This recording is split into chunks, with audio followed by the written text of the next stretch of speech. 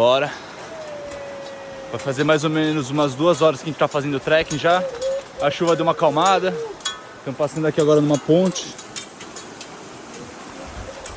Seguimos. Cara, o terreno aqui, o trekking bem flat, então um pouco desnível.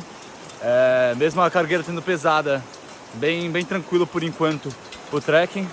E a gente deve descansar agora uns 5 minutos, tomar uma água e seguimos. Estamos sempre todo mundo junto aqui do Grupo Latam. E é isso, vamos que vamos, seguimos.